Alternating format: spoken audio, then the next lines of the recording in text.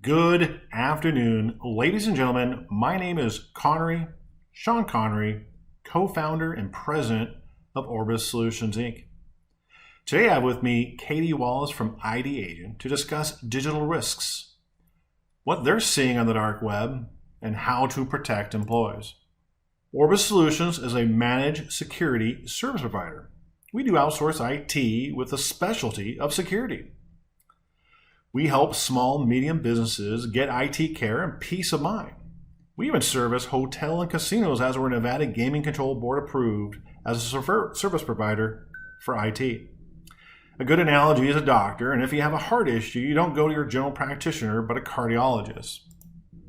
Over the last year, there has been a significant increase in the sophistication, frequency, and severity of cybercrime attacks.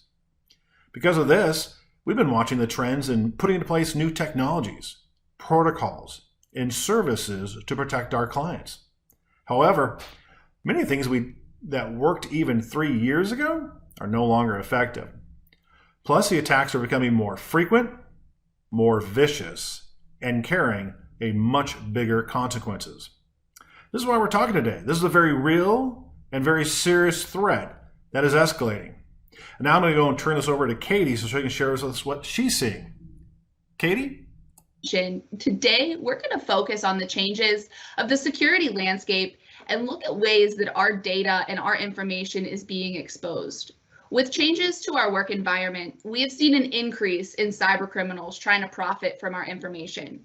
Cybercrime, it's often run like a business where these cyber criminals are making money off of our good data. To really help paint this picture for you, I want to talk about what the dark web is for a moment. The dark web is part of the internet that isn't indexed by search engines, so Google will not get you there. You'll need a VPN connection and access to the Tor browser. I have no doubt that you've heard talks of the dark web as a hotbed for criminal activity on the internet, and it truly is.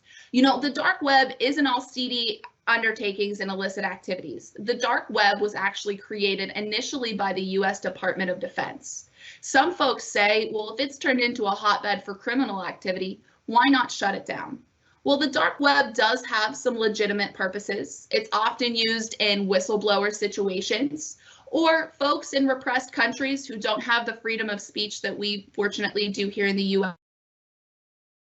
Dark web as a way to find news articles. Unfortunately, though, like I mentioned, the dark web, it's a huge marketplace for stolen data and personal information.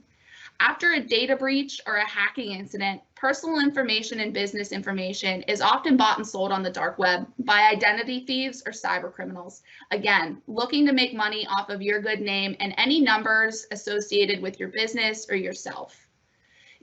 How is your data getting into the hands of these cyber criminals, you may ask? Well, whether you've watched your local news or national news, you've likely heard of a news story that has mentioned phishing attacks, ransomware, or data breaches. Opportunist crooks are even using the coronavirus as part of their attempts to gain access to our information. Outside of COVID-19 related attacks, Capital One, Equifax, and Facebook are just a few examples of companies who have been in the news recently for going through data breaches.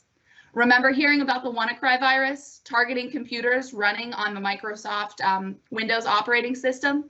With the WannaCry virus, cyber criminals, again, were targeting users, and what they were doing is deploying ransomware. So they were encrypting your data and demanding payments in the form of Bitcoin or cryptocurrency to get your information back. Many of these attacks don't have to be as notorious as the WannaCry virus to take an entire company down. Whether it's a hacking incident, a data breach, or a phishing attack, there's something that all of these breaches have in common, and that's the human element. Today, your employees are your number one risk. You can have the best firewall in place, but all it takes for your company to fall victim to a ransomware attack is an employee sharing their credentials in a phishing email. Or maybe your employee clicks on a bad link on the internet, and just with one click, your entire IT infrastructure can be infected.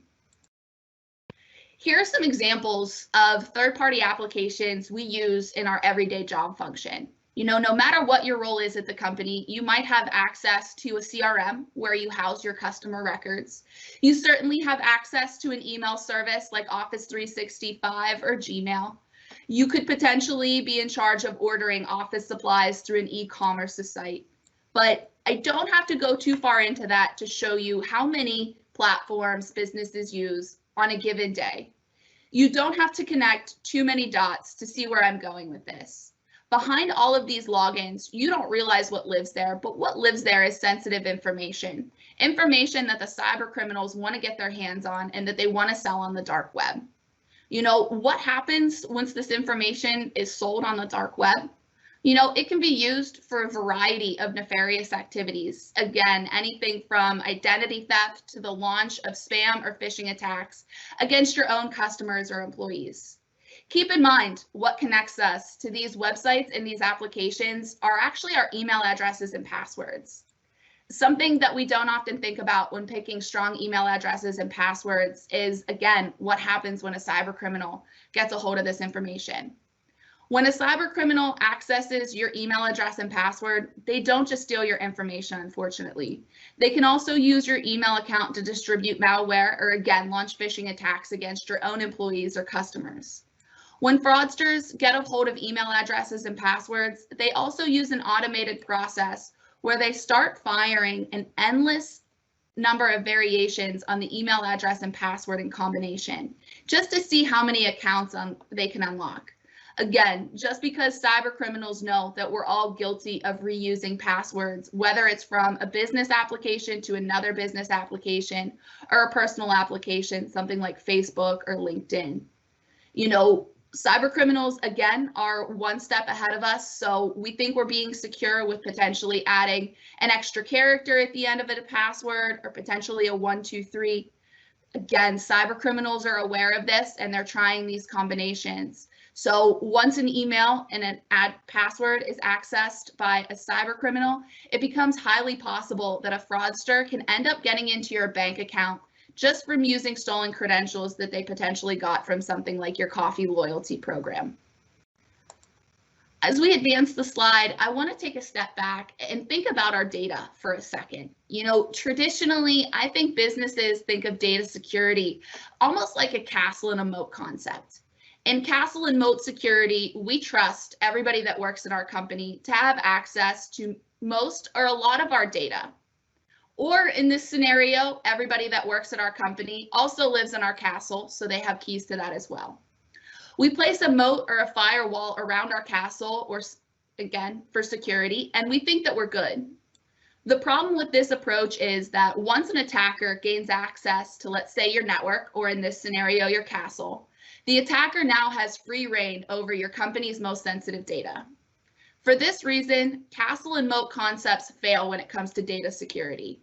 Also, companies no longer have their data just in one place. Remember that last slide? We looked at so many different business applications that your employees are using on an everyday basis, that with information being spread across multiple vendors, applications, and websites, it makes it extremely difficult for companies to have a single security control in place for the entire network. Zero trust security simply means that no one is trusted by default, inside or outside our network, or in this scenario, again, our moat. And that verification is required from everybody trying to gain access to resources in the network. This means only giving your employees access to the data that they need, like an Army general giving their soldiers information on a need-to-know basis. This minimizes each user's exposure to sensitive parts of your network and information. So in the scenario that your company unfortunately gets hit with ransomware or a data breach, that you would be in a better scenario because that cyber criminal didn't get the keys to all of your data, or in this scenario, your castle. The reason we see a lot of companies moving towards the zero trust model with their data is simple. Here in 2020, compliance and privacy laws should be no stranger. The zero trust concept, again, has become popular because a lot of states and countries have different laws surrounding privacy. We should all be no stranger to privacy laws. Doctors' offices have needed to be compliant with our health records for 20 plus years at this point. And companies need to be aware of the compliance laws they face with not only their own employees' data, but their customer data as well. You know, the state of New York just rolled out the New York Shield Act, and it joined states like California and Massachusetts in having government mandated regulations surrounding how its residents' data is handled. You know, being negligent to these regulations can impose even larger fines, again, in the scenario that your company falls victim to a ransomware attack or a data breach. Now, I promise I'm not just going to go through all of these scary things that are happening in this space, but I do want to walk you through, you know, some examples of what's happening on the dark web, what's happening with these phishing emails, and really show you, again, the security landscape that we're facing in 2020. Like I said, you know, early on, phishing is one of the top ways that our information winds up in the hands of a cyber criminal. Phishing is an attempt to acquire personal information, your business information, such as usernames, passwords, financial information, via impersonation or spoofing through email. Phishing attacks have been on the rise for many of years, but unfortunately, as of March 28th of this year, the number of cyber attacks grew exponentially.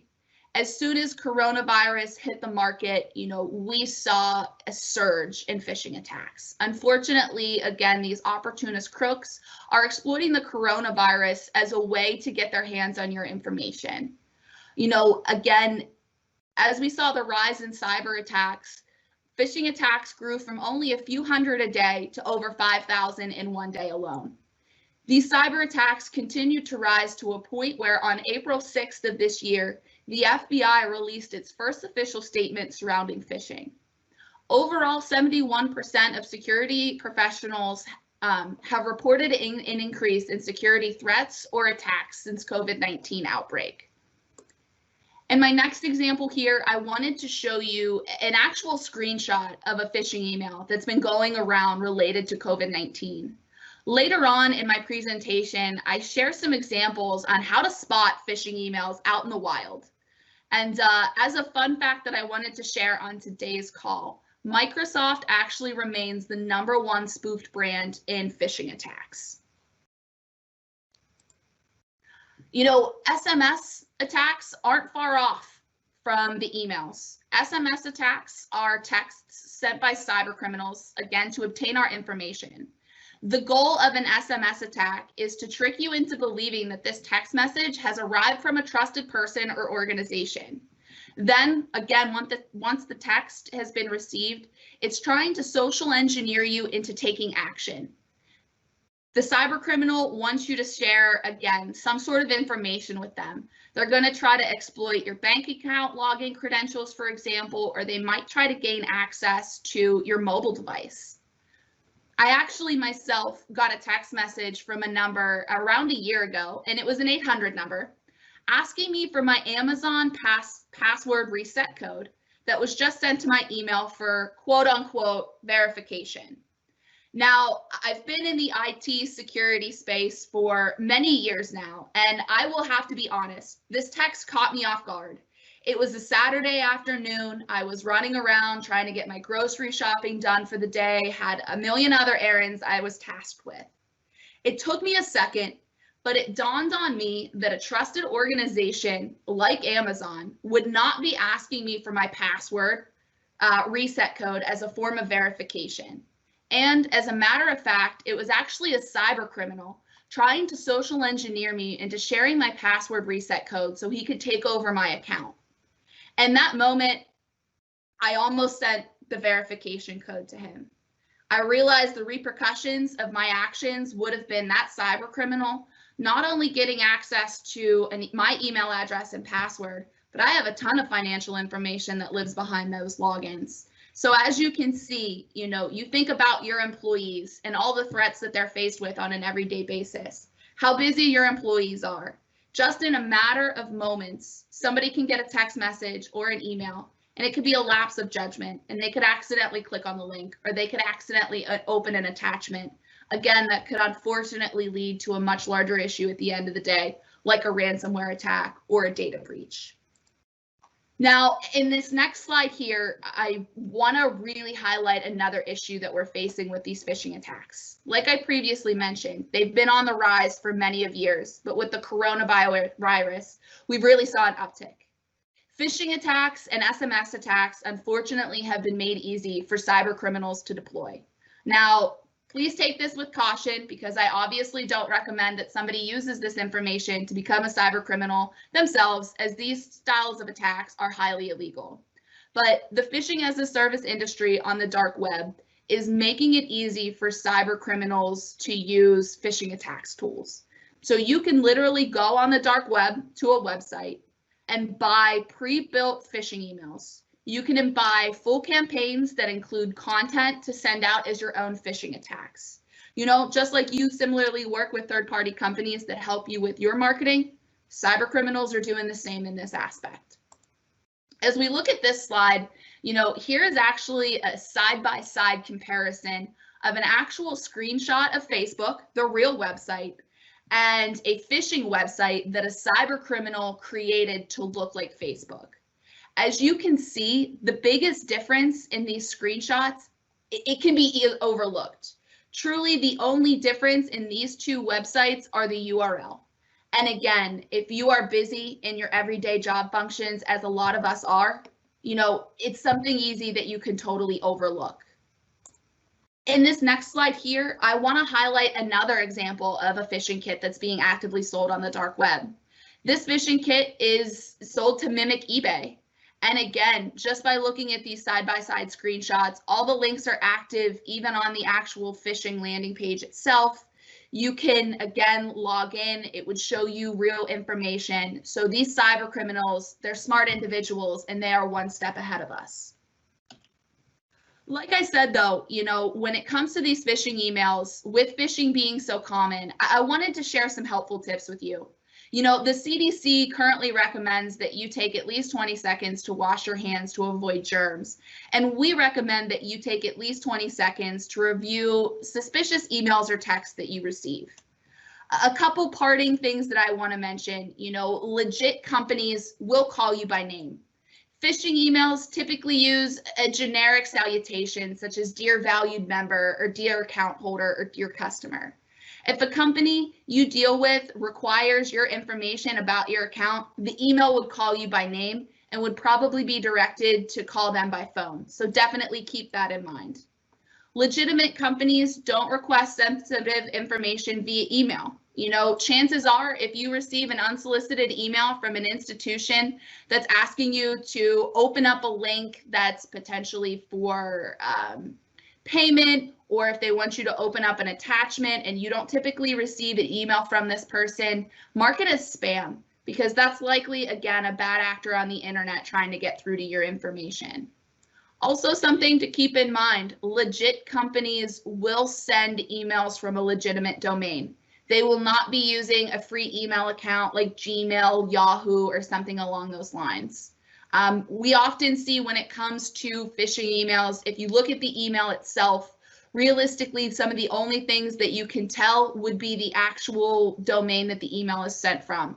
So if there's going to be one thing, definitely check out that domain before taking action within the email. You know, when it comes to other ways that our information is winding up on the dark web, I've talked a lot about it. I wanted to get into some actual screenshots of the dark web itself. We've talked about how our information is sold here. We've talked about how it's almost a safe haven for criminals on the internet. But now we're going to talk about a little bit of everything that happens here, because the dark web truly does function like a business to a certain degree. Here's an actual screenshot of a website on the dark web. This website is selling credit card or debit card information, and this website is one of the most popular on the dark web. This website sells information from anywhere between $5 to $110. This is a full package purchase for the fraudsters, meaning if you went to this website, you would buy not only a credit card, you would buy somebody's stolen name, you would buy potentially their social security number, their date of birth, and really any account number that you would need to effectively use the card. A site like this on the dark web would even discreetly mail you the credit card so you could physically use it in the store. And they discreetly mail it to you just because you don't want your neighbors to know what you're up to, especially if you're purchasing illegal things off the internet. So again, they operate very discreetly. With a website like this, how I want to tie it into businesses is you can even leave reviews for these sites, similar to how somebody would go onto your company's page and leave you a Google review, let's say on something like Yelp. I'm just going to read off this statement up here in the screenshot. Thank you for giving us another chance to provide you with the best credit card details. So again, this cyber criminal is making probably $10 million a year off of selling our credit card information. And he's thanking their customers for giving them the chance to, again, provide this info. So it just really shows you how these fraudsters are shaping the dark web with how they're selling our information. Something else that I want to bring up, and it's actually very timely given the time of year this is today our voter data is just, again, as much of a target for malicious hacks and breaches as they say credit card data, financial information is, and passwords. Voter data can easily be exposed by either a malicious hack or an accidental leak. Poorly configured security settings or physical theft of hardware is something in this space that is very prominent. Regardless of the point of exposure, compromised voter data usually includes sensitive information such as your first name, last name, political views, and anything that you use to register. In 2019, cybersecurity researchers identified a misconfigured database containing the personal details of just under 2 million US voters. The leaked data included the full name of the voter, the voter's date of birth, home and mailing address, phone number, registered party, and again, other information that person used when they registered. It even got down to the fact that cyber criminals were selling on the dark web, whether they were on the do not call list or not. As we advance this presentation, I wanted to share another screenshot of a website that is selling that said information on the dark web. This website is selling the largest data dump for just under $10. This collection of data includes the records of over 2.7 billion people. Alphabay, the site that was selling this information, is a popular site on the dark web. In fact, it actually functions very similar to eBay. Authorities say the site trafficked, unfortunately, drugs, fake and stolen IDs, computer hacking tools, firearms, and other counterfeit goods. This site also facilitated such services as money laundering. I don't know if we have any Breaking Bad fans out there, but maybe they should have been on the dark web. As a company like Alphabay, they went as far as to hire scam watchers to monitor and put a stop on their already illegal website. Alphabay employed a public relations manager responsible for outreach to many of its users to help, again, just kind of keep the calm on their website as their business grew. The site also employed moderators to resolve and dispute refund and payments when necessary. Overall, Alphabay took a 2 to 4% commission on all the deals made on their website, and that added up. The cyber criminal that's behind this website, I'm not going to say his name, has an assumed fortune of just under $23 million. And again, these cyber criminals are making their money off of our data. Discounts, unfortunately, with this being said, another timely example, just aren't for the holiday season. Countless of legitimate businesses are offering discounts or altering their services to turn a profit during this coronavirus pandemic. Also timely, I know Amazon Prime is having their days today, but cyber criminal forums and these websites are no different. There's a hacking group currently, again, I'm not going to say their name, offering a discount on their services with the promotion code COVID-19. Another website on the dark web is offering around-the-clock support to help get their customers through this time. On another website, a cyber criminal added, due to the current situation in the world, we're providing a 20% discount on all of our services with the promotional code COVID-2020 until the end of the year. These tactics are being used again by cyber criminals to attract new businesses or new buyers to the information on the dark web. Before I move away from dark web examples, I just want to talk about Zoom bombings. I mentioned earlier hearing about cyber attacks in the news, And if you keep up to date with things, I'm sure you've heard about Zoom bombings. Since the COVID-19 pandemic has forced many companies to switch to remote working, Zoom and other video conferencing services have enjoyed the huge surge in popularity. Unfortunately, Zoom users have become a target for cybercriminals. There are several Zoom accounts that are currently either on sale or being given away on hacker forums on the dark web. The credentials don't seem to have been attained from a security attack of any sort that happened to Zoom's infrastructure. However, how these uninvited guests or cyber criminals are getting this information is through how we're sharing our Zoom links. I remember thinking back to April, even March, when folks were kicking up virtual happy hours and they were sharing their Zoom links on Facebook and LinkedIn. Unfortunately, think twice about sharing your Zoom link in a public forum, such as Facebook or LinkedIn or Twitter, because that's how these cyber criminals are getting a hold of the links to Zoom rooms, and that's how you wind up with unexpected guests in your meetings. With all that being said, just to kind of tie things up about how lucrative this space is, the dark web, I want to show you an actual job posting. Modern cyber attacks such as phishing attacks, again, can be highly profitable for cyber criminals. The cost of launching a phishing attack is low, and as we saw, you can go on the dark web and buy all the content that you need to build out the campaign.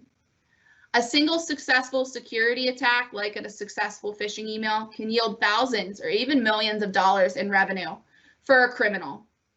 Having a proven, predictable business model has enabled cyber criminals to scale and attract investors or folks, again, looking to make money. In a market where you can make money, you'll find a pool of talented individuals. This job ad, again, is for a software designer on the dark web. The position has a starting salary of just under $765,000, and over the course of 2 years, if this person sticks with this company on the dark web, they have the upside of making over $1 million. So if we are paying cyber criminals $1 million to do their job, just imagine how big these operations are on the dark web. It's not just, again, your information, as we talked about earlier, that's for sale on the dark web. Again, you can buy hacking tools, phishing content, all that you need, again, to become a cyber criminal yourself. Ransomware is something that we talked about earlier on in the conversation. I had brought up the WannaCry virus that plagued a lot of companies a few years back. But ransomware is a form of malware where cyber criminals attack your system with a malicious code. Their intent is to lock you out of all of your data and to encrypt your most important and sensitive information, and demand a form of payment to get that information back. Ransomware, on average, costs a company at least 7 days worth of downtime, if not exponentially more than that. Once you get into a ransomware attack, it does have to be investigated, and an investigation can take 6+ months. Ransomware, unfortunately, as a service, borrows its software as a service model from us good businesses, but this is a subscription-based malicious model that, again, attracts even novice cyber criminals to launch ransomware attacks without much difficulty. Ransomware took off because it tends to be much more lucrative than data breaches and even phishing attacks. So if we think about it, if again, we're paying these individuals millions of dollars to do their job because this is such a lucrative space, our data, our customer data, no matter the size of our company, has a large price tag on the dark web. The biggest danger of ransomware as a service is just, again, that it's about made possible for anybody to become a cyber extortionist. This vicious model is so enticing to some cyber criminals that you can even see the ransomware as a service provider. They advertise on the dark web. There are numerous reasons why cyber criminals are, again, attracted to this franchise-like model and deployment. First and foremost, it enables the ransomware authors to earn more money, and for the creator of the code, it decreases the need for them to write the malicious code. So it's even a win-win scenario for the cyber criminals. With all of this being said, I want to really talk about how we want to protect our data, how we need to protect our employees, how we need to educate them. And with major events like the coronavirus pandemic, creating new opportunities for cyber criminals to exploit, I want to talk about some smart defense that stops them in their tracks. These tips can be used to help keep your systems and your data safer in these uncertain times. First and foremost, I recommend partnering with a trusted security/IT expert. I know a lot of small business owners myself, and I know how many hats that you wear on an everyday basis. You're not only your own COO, you're your own accountant. Outside of that, you're probably a parent, you're probably a friend, a sister, a brother-in-law. So you're also a data owner. Partner with somebody that knows a thing or two again about data security and make sure that they have the right tools in place for you to be secure. Change your passwords regularly. This is a task and not an enjoyable task, I'm going to be honest. But again, our passwords are what connects us to so many accounts. Please make sure that you're picking strong passwords, longer phrases, complex phrases, so that way cyber criminals aren't account hopping from one information of yours to another. Monitor your company's domains for alerts that your information is being sold on the dark web. Try to use a VPN connection when working. Please don't open unknown emails. And if you do open an unknown email that has an attachment or a link embedded, think twice about opening that or clicking on it. Just go through some safeguards to make sure it's a safe link to click on. Update your software regularly. Again, I know this can be a pain in the butt, just like changing your passwords, but if you see a Microsoft update come through that you need to have some patches put in place, please do it, because cyber criminals actually sit there and go off vulnerabilities. They want to see, if your systems aren't patched, how they can get in through that unpatched system. Another thing that you want to think about having in place is potentially something like multi-factor authentication or a password manager, just to help you keep track of all this information. And last but not least, again, with this being such a year for us, create a remote employee work policy. That way, your employees are clear on how data should be handled. You have that expectation for them, and it just leaves no gray area for your employees to look at. With all this being said, before I pass things back over to Connery Sean himself, I want to mention, prior to the webinar, we had looked at some exposures of the folks that have registered, and we did some scans, and for all the folks that have registered for the webinar today, there are over 747 exposed records already out there on the dark web. With that being said, I'm going to pass things back over to Sean and let him take things from there.